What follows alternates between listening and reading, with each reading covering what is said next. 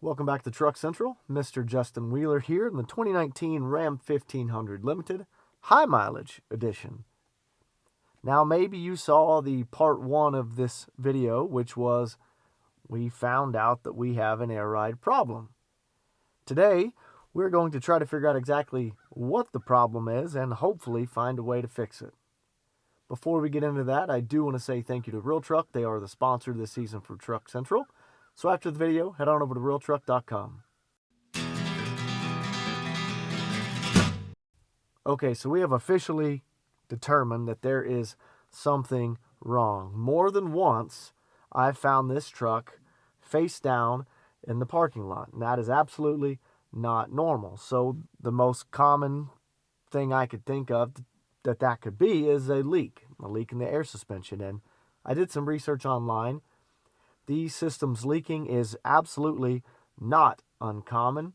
Now, this is a slightly newer version. The 5th gens, I don't think, are as commonly failing as the 4th gens. They've had this air ride suspension out for a long time now, starting back in, oh goodness, what was it? 2011, 13, maybe before that. Not 100% sure. It's been well over 10 years that they've had air ride in these trucks. And so those 4th gens, the airbag leaking somewhere is not an uncommon issue. So what was I going to do first to determine whether or not I do in fact have a leak? Well, since it was really hard for me to identify if, when, how the system was letting itself fall down, I decided to conduct what I am calling the crunch test. These Rams, and if you have one, you know what I mean, when the position sensors on each corner aren't where they're supposed to be, aren't at the right height they've been set at, the truck will auto lift or auto raise even when the truck is off. So what my fear was that maybe the truck had been leaking down, and every time I walked out to it, it was only in the upright position because the compressor had noticed it and kicked itself back on. I'm thinking maybe the truck is kind of losing pressure all the time and I'm just not always catching it. So what I wanted to do was set up a test that would let me know whether or not the suspension had ever fallen down whenever I'm away from the vehicle. To do that, I took an aluminum can and I set it on the tire, and that way what would happen is if the air suspension drops when I'm away, it will crunch the can, and that will tell me for sure whether or not the suspension is holding while I'm gone. So I conducted this experiment overnight, and here's what I found. So, no crunched can. The suspension didn't drop, at least not on that particular night. I'm going to show you a video of what would have happened. I did some testing. I crunched a few cans. At ride height off-road 1, I could fit that can in there just right, just snug. But if I drop it into the normal position, it immediately crunches. So it seemed like a decent test, but it didn't answer the question. So then I thought to myself, well, maybe the compressor is kicking on just enough to keep pressure in that system and it's not letting it fall all the time. So the next night, we disconnected the battery. Surely that would tell us if there's a leak, right?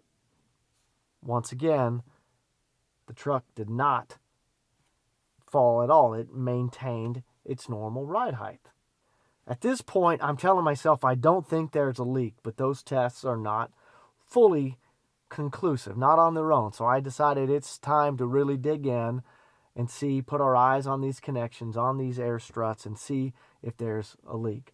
So we popped the front wheel off on the side that we've noticed the problem on multiple times. Soapy water test. Seeing no bubbles. This is under the driver's side front wheel or behind it. Okay, doesn't look like that's leaking. That's good. And I don't see any leak from the soapy water test at that connection, and the strut itself looks good. Well, let's look out back. On the passenger rear side is the little valve body that distributes where the nitrogen in the system goes. And I have heard that some 5th gen owners have found leaky, loose fittings there. So I was optimistic that I would find a leaky fitting out back. Here's the spray job here. Shine the light.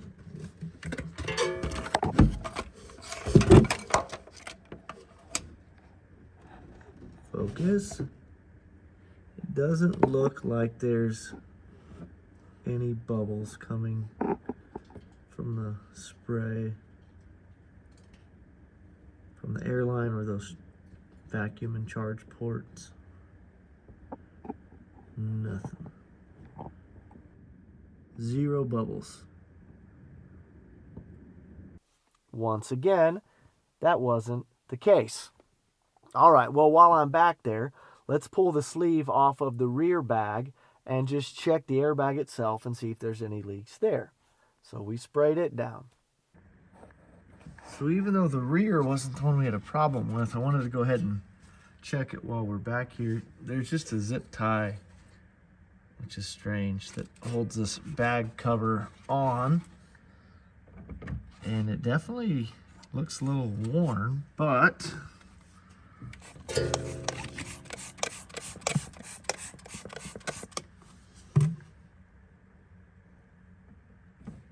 not seeing or hearing any leaks.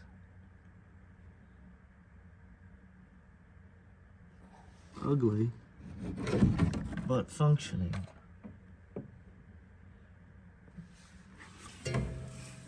Okay, don't think it's the rear.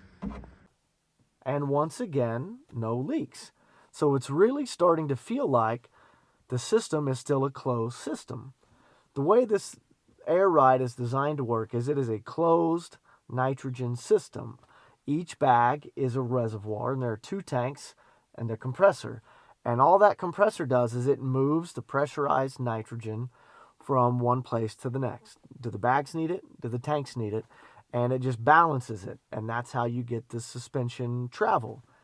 When there's a leak, if the nitrogen escapes, the system is designed to pull outside air, which is what I expected to find. When it pulls the outside air, it will eventually fall. Disconnecting the battery with outside air pressure on a leaky system should result in a unpressurized bag after, I don't know how long, but the 2 times that we found it in its improper state, only a few hours had gone by. So I would expect overnight to absolutely have found the issue by then, and we didn't.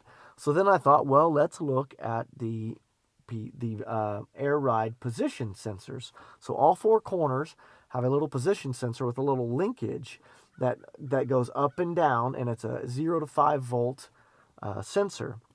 I thought, well, maybe my sensor's bad. So I took a multimeter and I measured, sorry about the birds, and I measured the output voltage from the sensors at a consistent ride height, and the sensor on this front driver's side that I'd had a problem with, or that had exhibited potential issues or had some symptoms, its output was solid and it matched the rest.